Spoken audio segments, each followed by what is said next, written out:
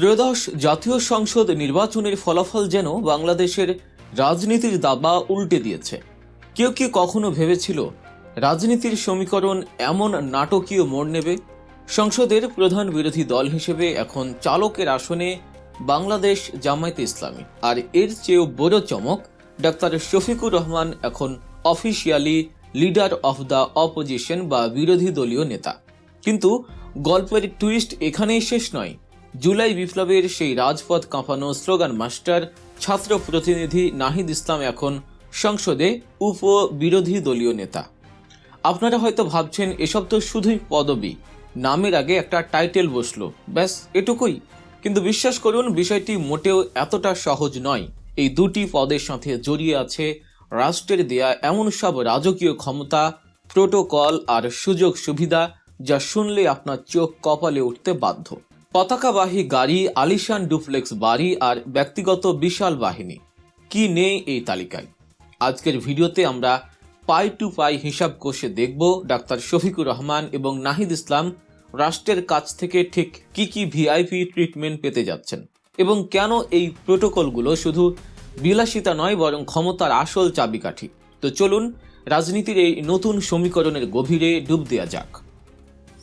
সবচেয়ে প্রথমে যে বিষয়টি পরিষ্কার করা দরকার তা হলো এই পদগুলোর ওজন আসলে কতটা। বাংলাদেশের সংবিধান এবং পার্লামেন্টারি আইন অনুযায়ী বিরোধী দলীয় নেতা কোনো সাধারণ এমপি নন।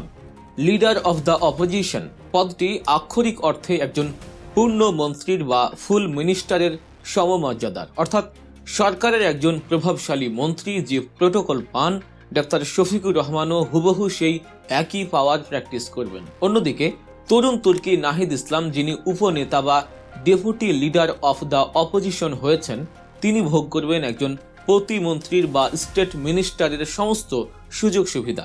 রাষ্ট্রীয় পদমর্যাদা বা ওয়ারেন্ট অফ প্রেসিডেন্ট নামের যে তালিকাটি আছে, সেখানে এই পদগুলোর অবস্থান জানলে অবাক হবেন। রাষ্ট্রের সর্বোচ্চ ব্যক্তি বা প্রধানমন্ত্রীর পরেই অবস্থান স্পিকারের, তারপর প্রধান বিচারপতি এবং ঠিক তারপরেই মন্ত্রীদের অবস্থান।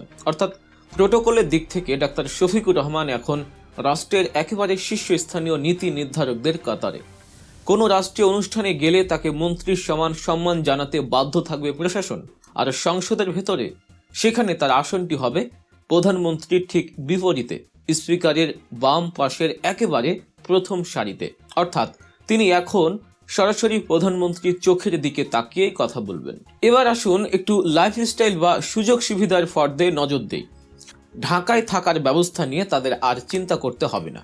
বিরোধী দলীয় নেতা হিসেবে ডাক্তার শফিকুর রহমান পাবেন রাষ্ট্রের পক্ষ থেকে একটি সুসজ্জিত আলিশান সরকারি বাসভবন। আপনারা নিশ্চয়ই মন্ত্রীপাড়ার মিন্টু রোড বা হেয়ার রোডের সেই বিশাল বাংলো বাড়িগুলো দেখেছেন। ঠিক সেরকমই একটি বাড়ি তার জন্য বরাদ্দ থাকবে।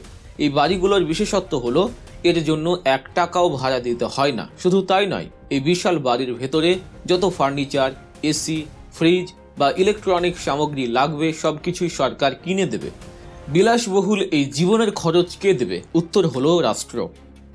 বাড়ির বিদ্যুৎ বিল, গ্যাসের চুলা, পানির বিল, এমনকি টেলিফোন বিল সবই বহন করবে সরকারি কোষাগার। আর নিরাপত্তার কথা যদি বলি, বাড়ির গেটে 24 ঘন্টা পাহারায় থাকবে পুলিশের একটি চৌকস দল। তবে ডাক্তার শফিকুর রহমান যদি সরকারি বাড়িতে না থেকে নিজের বাসাতে থাকতে চান, তাতেও সমস্যা নেই। সেক্ষেত্রে সরকার তাকে বাড়ি ভাড়া বাবদ প্রতি মাসে একটি মোটা অঙ্কের ভাতা হিসেবে প্রদান করবে। অর্থাৎ লাভ দুদিক থেকেই। এবার আসি যাতায়াত ব্যবস্থায়। রাস্তায় বের হলে এখন আর তাদের জ্যামে বসে থাকতে হবে না। ডাক্তার শফিকুর রহমানের গাড়িতে এখন উড়বে বাংলাদেশের লাল সবুজ পতাকা। আইন অনুযায়ী তিনি পাবেন একটি সরকারি গাড়ি, সাধারণত পাজেরো, জিপ কিংবা হাই অ্যান্ড সেডান কার। গাড়ির সামনের স্ট্যান্ডে পথ করে উড়বে জাতীয় পতাকা, যা রাষ্ট্রীয় ক্ষমতার প্রতীক। এই গাড়ির তেল খরচ কত হবে তা নিয়েও ভাবার দরকার নেই, কারণ পুরো তেল খরচ করবে রাষ্ট্র। আর গাড়ি চালানোর জন্য সরকারি বেতনভুক্ত ড্রাইভার তো থাকছেই। শুধু তাই নয়, যখন তিনি ঢাকার বাইরে বা ভেতরে মুভ করবেন, তখন তিনি পাবেন বিশেষ পুলিশি প্রোটোকল বা এসকর্ট। সাইরেন বাজিয়ে পুলিশের গাড়ি তাকে রাস্তা ক্লিয়ার করে নিয়ে যাবে। একজন বিরোধী দলীয় নেতার সময়ের মূল্য অনেক, তাই ট্রাফিক জ্যাম আটকে থাকা তার সাজে না। কিন্তু একা কি আর এত বড় দায়িত্ব পালন করা সম্ভব? মোটেও না। এজন্য রাষ্ট্র তাদের দিচ্ছে এক বিশাল ব্যক্তিগত বাহিনী বা পার্সোনাল স্টাফ। ডাক্তার শফিকুর রহমানের দাপ্তরিক কাজ সামলানোর জন্য সরকারের নিয়োগ দেবে একজন পিএস বা একান্ত সচিব। এই পিএস কিন্তু সাধারণ কেউ নন, তিনি একজন উপসচিব পদমর্যাদার বিসিএস ক্যাডার কর্মকর্তা। বুঝতেই পারছেন, প্রশাসনের একজন পাওয়ারফুল অফিসার তার সেক্রেটারি হিসেবে কাজ করবেন। এর বাইরেও থাকবেন একজন এফিএস বা সহকারী একান্ত সচিব, একজন পিও বা পার্সোনাল অফিসার, আর বাসার কাজের জন্য বাবুর্চি, মালি, ক্লিনার, গানম্যান এবং পিয়ন সহ প্রায় 8 থেকে 10 জনের একটি স্টাফ বাহিনী তার সেবায় নিয়োজিত থাকবে। মজার ব্যাপার হলো, এদের সবার বেতন ভাতা রাষ্ট্র পরিশোধ করবে। সংসদ ভবনেও তার জন্য থাকবে একটি সুসজ্জিত অফিস কক্ষ, যেখানে আলাদা অফিস স্টাফ এবং যাবতীয় আধুনিক সরঞ্জাম প্রস্তুত থাকবে। এবার একটু নজর দেওয়া যাক আমাদের তরুণ আইকন উপবিরোধী দলীয় নেতা নাহিদ ইসলামের দিকে। ছাত্র আন্দোলন থেকে উঠে আসা এই নেতা এখন রাষ্ট্রের প্রতিমন্ত্রীর মর্যাদায় আসেন। তিনিও কিন্তু পিছিয়ে নেই। একজন প্রতিমন্ত্রী হিসেবে তিনিও পাবেন জাতীয় পতাকা লাগানো সরকারি গাড়ি, পাবেন সরকারি বাসভবন কিংবা বাড়ি ভাড়া। তার জন্যও থাকবে পিএস, এভিএস এবং ব্যক্তিগত স্টাফের সুবিধা। তার নিরাপত্তার জন্যও থাকবে বিশেষ ব্যবস্থা। বেতনের কথা যদি বলি, সেটাও কিন্তু নেহাত কম নয়। বিরোধী দলীয় নেতা হিসেবে ডাক্তার শফিকুর রহমান মন্ত্রীদের সমান মাসিক বেতন পাবেন, যা সব মিলিয়ে প্রায় 1,05,000 টাকার মতো। আর নাহিদ ইসলাম পাবেন প্রতিমন্ত্রীর স্কেল অনুযায়ী বেতন। এর বাইরে নির্বাচনী এলাকার জন্য আলাদা ভাতা, আপ্যায়ন ভাতা এবং চিকিৎসা ভাতা তো আছে। এমনকি দেশে বা বিদেশে চিকিৎসার প্রয়োজন হলে সেই খরচের একটি বড় অংশ রাষ্ট্র বহন করার বিধান রয়েছে। রাষ্ট্রীয় কাজে বিদেশে ভ্রমণে গেলে তারা ব্যবহার করবেন ভিআইপি লাউঞ্জ এবং ভ্রমণ করবেন বিজনেস বা ফার্স্ট ক্লাসে। তবে দর্শক, এতক্ষণ তো শুনলেন গাড়ি, বাড়ি আর টাকার কথা, কিন্তু আসল বিষয়টা কি জানেন? এসব সুযোগ সুবিধার বাইরে সবচেয়ে বড় যে জিনিসটি তারা পাচ্ছেন তা হলো ক্ষমতা বা পাওয়ার। ডাক্তার শফিকুর রহমান এখন বিদেশি কূটনীতিকদের কাছে গভর্নমেন্ট ইন ওয়েটিং বা ছায়া প্রধানমন্ত্রী হিসেবে বিবেচিত হবে। যখন কোনো বিদেশি রাষ্ট্রদূত বা জাতিসংঘের প্রতিনিধি বাংলাদেশে আসবেন, প্রধানমন্ত্রীর সাথে দেখা করার পরই তারা যার সাথে বৈঠক করবেন তিনি হলেন বিরোধী দলীয় নেতা। এটি আন্তর্জাতিক প্রোটোকলের অংশ, অর্থাৎ বহির্বিশ্বের কাছে তিনি এখন অত্যন্ত গুরুত্বপূর্ণ ব্যক্তিত্ব। সংসদে যখন বাজেট পেশ হবে বা কোনো বিল পাশ হবে, তখন তার উপর কথা বলার জন্য স্পিকার তাকে প্রধানমন্ত্রীর সমান বা কাছাকাছি সময় দিতে বাধ্য থাকবেন। তিনি সরকারের ভুল ত্রুটি ধরিয়ে দেবেন এবং তার সেই বক্তব্য রেকর্ড হিসেবে থাকবে। এছাড়া বিভিন্ন সংসদীয় স্থায়ী কমিটিতে তারা গুরুত্বপূর্ণ পদে থাকবেন। এই কমিটিগুলোর কাজ হলো মন্ত্রণালয়গুলোর কাজে তদারকি করা। এই ক্ষমতার বলে তারা আমলাতন্ত্রকে জবাবদিহিতার আওতায় আনতে পারবেন। সচিব বা বড় বড় কর্মকর্তারা কমিটিতে এসে তাদের প্রশ্নের উত্তর দিতে বাধ্য থাকবেন। অনেকেই হয়তো ভাবছেন, জনগণের ট্যাক্সের টাকায় এই গাড়ি, বাড়ি, পিএস, এভিএস এগুলো কি বিলাসিতা নয়? কিন্তু মডার্ন পলিটিক্স বা আধুনিক রাজনীতির প্রেক্ষাপটে যদি চিন্তা করেন, তবে এগুলো আসলে বিলাসিতা নয়, এগুলো হলো logistic support. Doctor Shafiqur Rahman যখন ছায়া সরকার বা শ্যাডো ক্যাবিনেট চালাবেন, তখন তার এই সরকারি অফিস এবং স্টাফরাই হবে তার ওয়্যার রুম। বাজেটের মতো জটিল বিষয় নিয়ে সরকারের ভুল ধরার জন্য তার দরকার বিশাল গবেষণা। তার সরকারি পিএস, এভিএস এবং গবেষকরা সেই তথ্য উপাত্ত তৈরি করে দেবেন। অর্থাৎ রাষ্ট্রের টাকায় পাওয়া এই জনবল ব্যবহার করে তারা তাদের পলিসি পেপার বা বিকল্প প্রস্তাবনা তৈরি করবেন।